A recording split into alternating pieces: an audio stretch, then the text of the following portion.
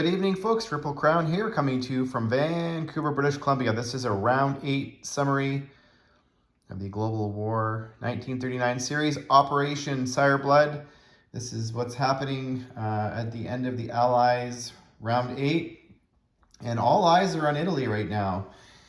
Italy can do some really cool things this game, which you might not typically see. They control the almost the entire Horn of Africa, North Africa, and they are punching now into the Middle East. They've got a can opener with the Germans, and they've got a massive navy. You can see there with a couple transports, which they can use to now start coming into the Indian Ocean, whether it's South Africa or towards Calcutta. And Italy's annexed Spain, and they've got this large navy here with a couple more transports they built last turn and ready to perhaps come into the Atlantic and make things miserable for the Americans. South Africa currently is hunkered down in Rhodesia here. There's maybe 10 or 12 units. In South Africa, maybe 10 units. So it might be a turn before Italy has the ground forces to come down, but the Germans are on their way. Now, Moscow has fallen, so the Germans have gone into the closest territory into Turkey, and next turn they're likely to take the capital of Turkey. And so the Germans and the Italians probably have about 4 or 5 objectives on their mind, one of them being South Africa, another one being the Middle East, which that's the easy one for them to achieve.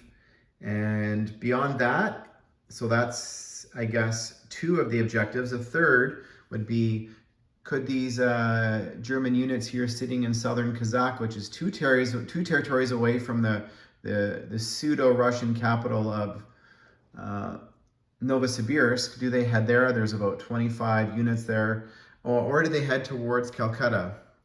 They probably have to make a choice within a turn or two. But the Russians have been lucky getting Lend-Lease money from the Americans, so they were able to put, I think it was 10 units last turn. So they currently are sitting there with about 50 units defending their new capital of Novosibirsk. They've almost completely backed out of Asia with a couple of ground units here in Calcutta. And a bit of a wall here happening in Asia. Nobody really wants to attack anybody. The Germans built 10 submarines last turn up here, and their navy's sitting in Sea Zone 15, ready to head around the Horn. There's no German transports on the board anywhere.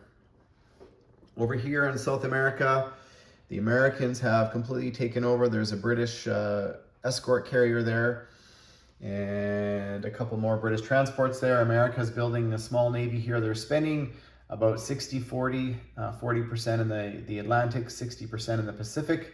We're playing with the new NO bonus that America gets when they're dividing their economy. So the Canadians are building destroyers up here, waiting for the Germans to come.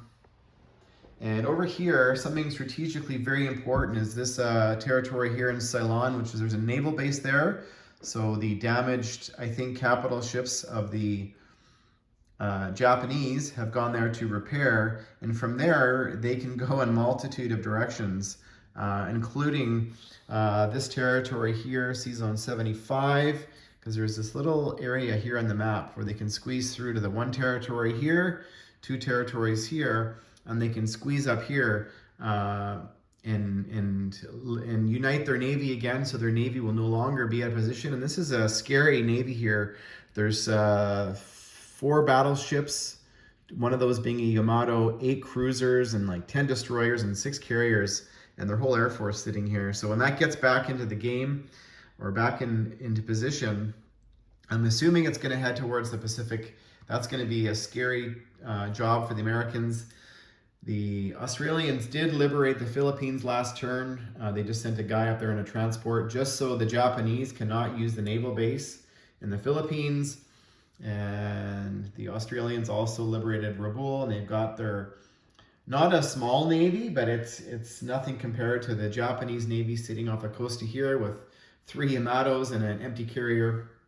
And they're building more navy down here in the off the coast of Sydney. There's another I think 11 destroyers, or 10, I don't even know, off the east of Tokyo.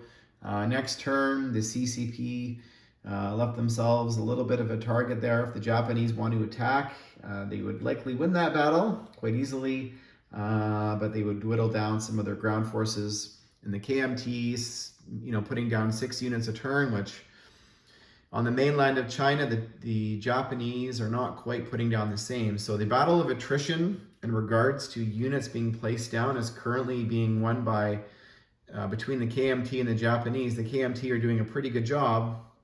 While they continue to hold on to Singapore here, they've got about 25 or 6 ground units there. So the Japanese got a couple naval transports here and 3 more off the coast of Tokyo. The Americans retreated back to Hawaii. They've got 11 transports there and 3 carriers and a large navy, but it is nowhere near the size of the Japanese Navy by about a whole fleet of battleships and aircraft carriers. Once they unite they've got really 3 navies going on.